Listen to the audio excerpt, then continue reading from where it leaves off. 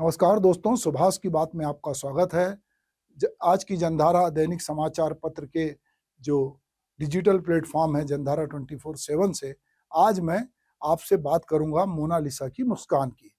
दरअसल कुंभ का जो मेला है उसमें पूरी दुनिया से बहुत सारे लोग आए हैं। 10 करोड़ से ज़्यादा लोग ने अब तक गंगा में डुबकी लगा ली है। अ, उत्तर प्रदेश का पूरा मंत्रिमंडल वहाँ डुबकी लगा चुका है। प्रधानमंत्री वहाँ पर पुण्य कमाने डुबकी लगाने जा रहे हैं और बहुत सारे लोग वहाँ जा रहे हैं। जब पूरी दुनिया के लोग जा रहे हैं तो इस तरह के जो कुंभ के मेले होते हैं उसमें यदि कोई सबसे ज़्यादा सेलिब्रिटी होता है या जिसकी पूछ परख होती है या जो चर्चा में होते हैं वो साधु संत होते हैं, अलग अलग अखाड़े होते हैं। इनके बीच में यदि कोई मोनालिसा की मुस्कान लेकर कोई सुंदरी चली आए या कुछ ऐसी साध्वी चली आए जो कि बहुत सुंदर हो या जो ये जानती हो कि उनको इस सोशल मीडिया के दौर में किस तरह वायरल होना है, तो वो उनका एक अलग ही जलवा होता है। और हम समझते हैं कि पूरी दुनिया में यदि मोनालिसा की मुस्कान चर्चित है तो ऐसा माना जाता है कि इतालवी चित्रकार जो है लियोनार्दो दा विंची ने मोनालिसा नामक एक तस्वीर 1503 से 1514 के बीच बनाई। ये तस्वीर फ्लोरेंस के एक गुमनाम से व्यापारी फ्रांस्को देल जियोकांडो की पत्नी लीजा थी, उसको देखकर बनाई गई थी, ऐसा कहा जाता है। यह पेंटिंग फ्रांस के लूवीरे संग्रहालय में रखी हुई है। उसके बाद से बहुत सी पेंटिंग इसकी कॉपी के रूप में बनी, किंतु मोनालिसा की मुस्कान जो थी वो सबसे निराली है। और यही बात है कि मोनालिसा की मुस्कान को लेकर जब किसी सुंदर लड़की की मुस्कान दिखाई देती है तो लोग उसको मोनालिसा के साथ जोड़ते हैं। हम बात कर रहे हैं प्रयागराज यानी कि इलाहाबाद में आयोजित महाकुंभ में सोशल मीडिया पे वायरल हो रही मोनालिसा जो अब अपनी मुस्कान छुपाकर गायब हो चुकी वहां से, पर थोड़े दिन पहले वो वहां पर वो बहुत चर्चा में रही। इसी तरह कुछ साध्वी, कुछ साधु संत, कुछ बाबा, कुछ अखाड़े अलग अलग कारणों से सुर्खियों में रहे हैं।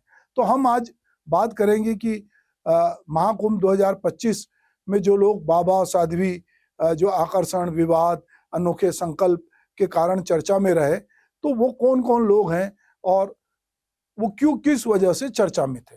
तो महाकुंभ का मेला भारत का सबसे बड़ा धार्मिक और सांस्कृतिक आयोजन है जो हर 12 साल में होता है। और पूरे देश में हम जानते हैं कि 4 जगह पे जो है कुंभ का आयोजन होता है।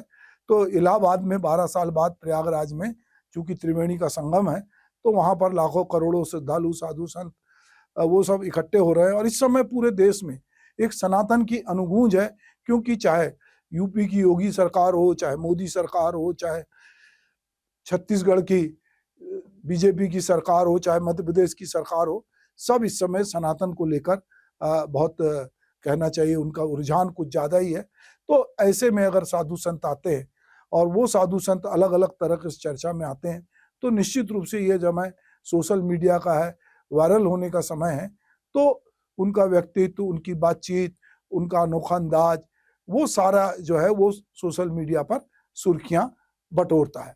तो अब हम ये देखते हैं कि चाहे वो इंस्टाग्राम हो, ट्विटर हो, फेसबुक हो, यूट्यूब हो, इस पर भी बहुत सारे लोग जो हैं अपने अनुभव, विचार, तस्वीर साझा करते हैं और जिससे पूरी दुनिया के लोगों को महाकुंभ, उसमें सरकार की भी भूमिका है क्योंकि सरकार भी इसको सबसे बड़े इवेंट के रूप में, आयोजन के रूप में ले रही है।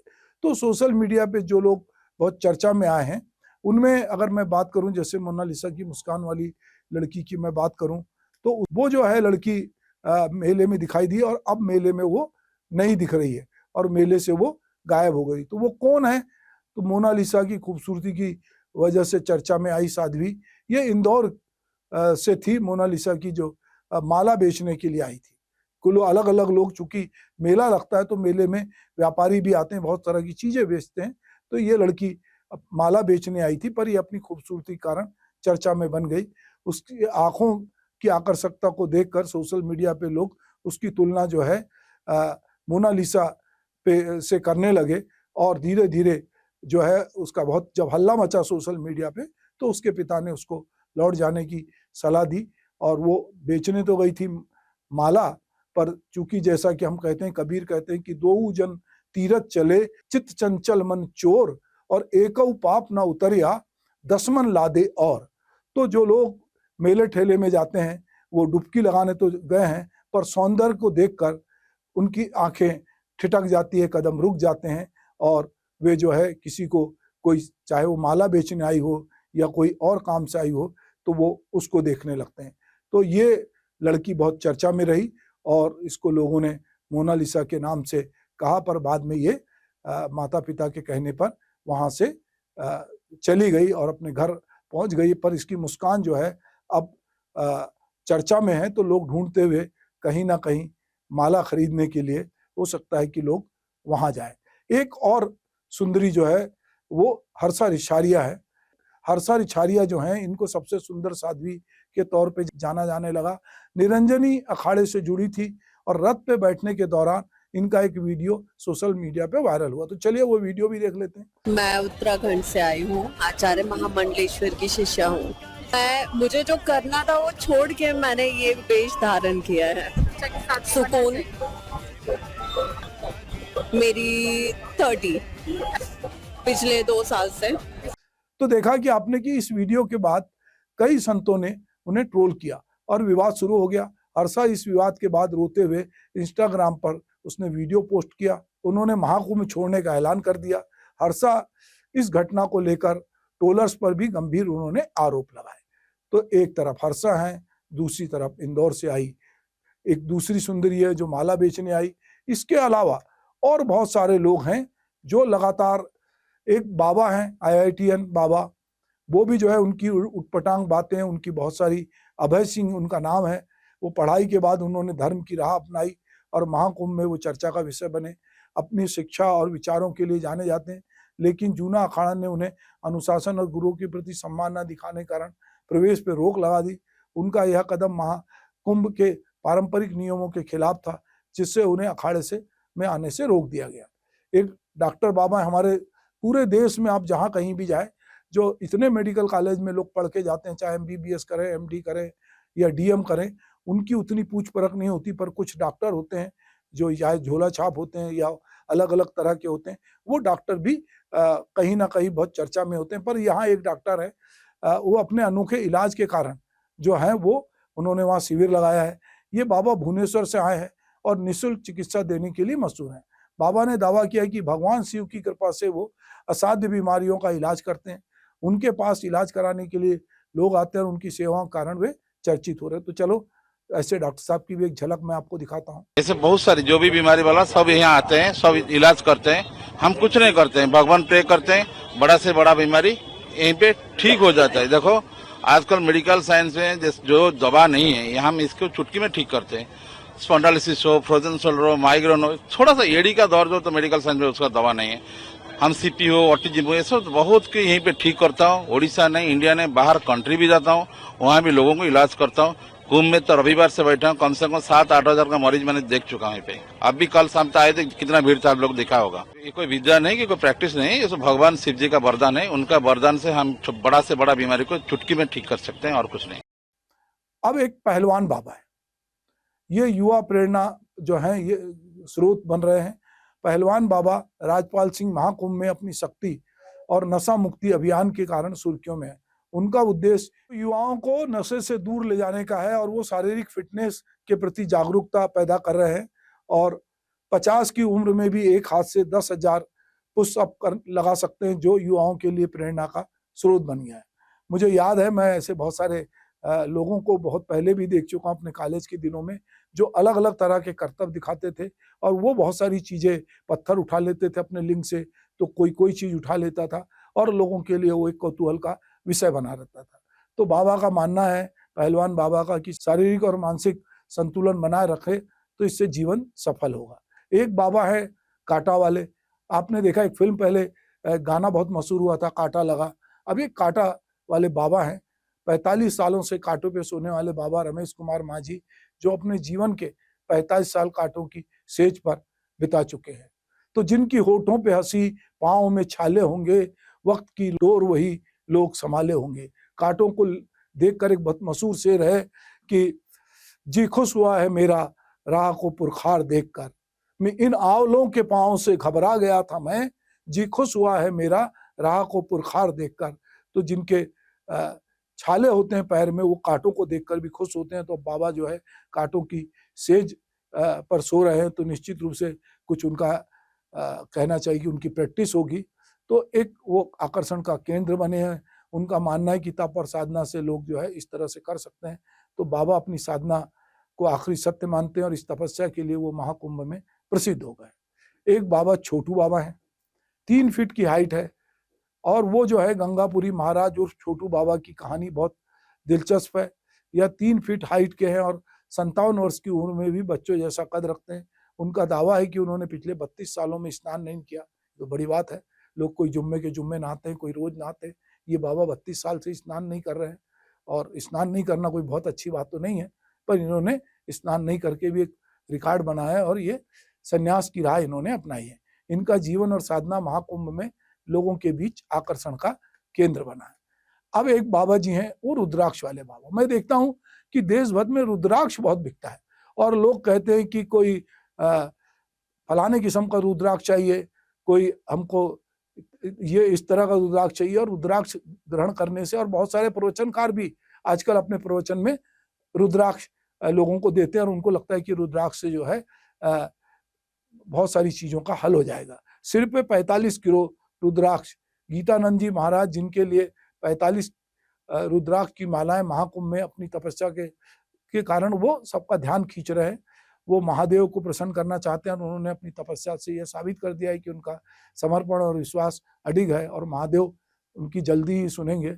महादेव बहुत दयालु हैं और हमारी बहुत सारी कथाओं में, धार्मिक और मिथक कथाओं में महादेव प्रसन्न होकर, चाहे वो रावण हो उसको भी वरदान दे देते हैं और बहुत सारे लोगों को महादेव वरदान देते हैं। सिर पर फसल उगाने वाले बाबा।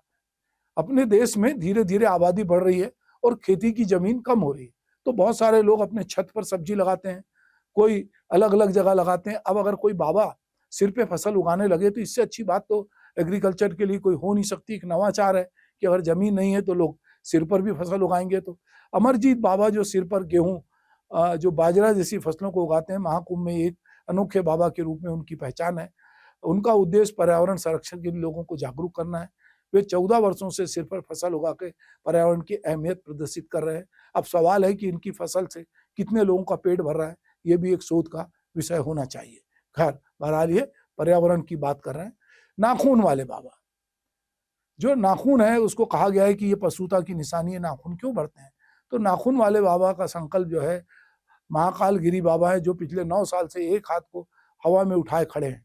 महाकुंभ में अपने संकल्प के कारण चर्चित हो गए। उनका उद्देश्य धर्म और गौरक्षा की प्रति अपनी निष्ठा को प्रमाणित करना है और अपना हाथ कभी नीचे नहीं किया उन्होंने और उनके नाखून भी नहीं काटे, जिससे उनकी तपस्या और संकल्प की गहरी मिसाल पेश होती है। तो ये तरह तरह के अजूबे हैं। नाखून हम लोगों को काटना पड़ता है। बहुत सारी लड़कियां बड़े बड़े नाखून रखती हैं पर उसको मेंटेन करती है और उसके लिए भी काफी पैसे खर्च करने पड़ते हैं। पर ये बाबा लोग हैं, नाखून नहीं काट रहे तो नाखून तो बढ़ेंगे और नाखून का बढ़ना जो है वो अपने आप में एक अलग तरह की बातचीत है।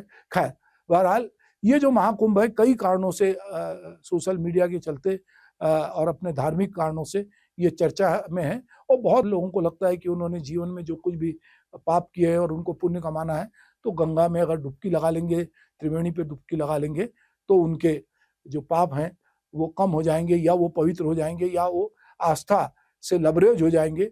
तो एक तरह से इस समय एक ये हाइप बनी हुई है कि लोग एक दूसरे से पूछते हैं कि कुंभ गए क्या, कुंभ में स्नान किया क्या। तो लोग बहुत उत्सव धर्मी हैं और लोग जाना चाहते हैं और जब जाते हैं तो वो वहां से लाइव स्ट्रीम करते हैं, वीडियो बनाते हैं, सोशल मीडिया पे पोस्ट करते हैं और इसी तरह का काम बहुत सारे बाबा, मंत्री, संतरी सब कर रहे हैं। दरअसल जो धर्म की ध्वजा है उसको लेकर इस समय जो चलेगा वो निश्चित रूप से आगे बढ़ेगा, ये लोग समझ गए हैं और लोग जितने धार्मिक है नहीं उससे धार्मिक अपने को बता रहे हैं और उनको लगता है कि ये जो है ये इतनी बड़ी घटना है कि पूरे मतलब कहना चाहिए देश में हो तो लोग दुनिया में, लोग कहेंगे ब्रह्मांड में इससे पहले कुछ नहीं हुआ। क्योंकि भारत जो है वो विश्व गुरु बनने की ओर है तो भारत इस तरह के आयोजन करेगा। ये अलग बात है कि जिस गंगा में लोग डुबकी लगा रहे हैं उसको गंदा करने में भी कोई कोर कसर नहीं छोड़ते। सरकार का मंत्रालय भी बन गया किंतु गंगा अभी तक जो है वो पूरी तरह साफ नहीं हुई है और बहुत बार ये कहा जाता है कि गंगा का पानी पीने लायक नहीं है, पर इसको दूषित करने वाले, यदि हम देखते हैं कि हरिद्वार में गंगा का पानी बहुत अच्छा है, ऊपर गंगा का पानी बहुत अच्छा है, पर नीचे आते आते गंगा को लोग जो है वो गंदा करते हैं। एक तरफ हम गंगा की पूजा करते हैं, हम पर उसको दूषित करने से भी बाज नहीं आते। बहरहाल ये बाबा, ये साध्वी और ये बहुत चमत्कारिक लोगों के कारण जो महाकुंभ है वो चर्चा में है, और वो चर्चा में रहेगा भी, क्योंकि वो 12 साल में एक बार होता है और ये लोगों को एक वैश्विक मंच भी दे रहा है। और लोग इसके बहाने देख रहे हैं कि हमारे देश में, भारत जैसे देश में करोड़ों लोग, मतलब ये उम्मीद की जा रही है कि 45 से 50 करोड़ लोग आएंगे। तो किस तरह से ये लोग यहाँ पर आते हैं, किस तरह अपनी आस्था के चलते उसमें डुबकी लगाते हैं, और किस तरह से ये पूरा मेला, ये भी एक मैनेजमेंट का एक नया पार्ट है कि इतने बड़े जन समुदाय को संभाल के रखना। एक दो घटनाएं, अभी हाल ही में एक आगजनी की घटना हुई, छोटी मोटी घटनाएं होती है। बहरहाल अभी तक कुंभ जो 45 दिन का कुंभ है वो शांतिपूर्वक चल रहा है और रोज डुबकी लगाने वालों की भीड़ बढ़ती जा रही है। नमस्कार।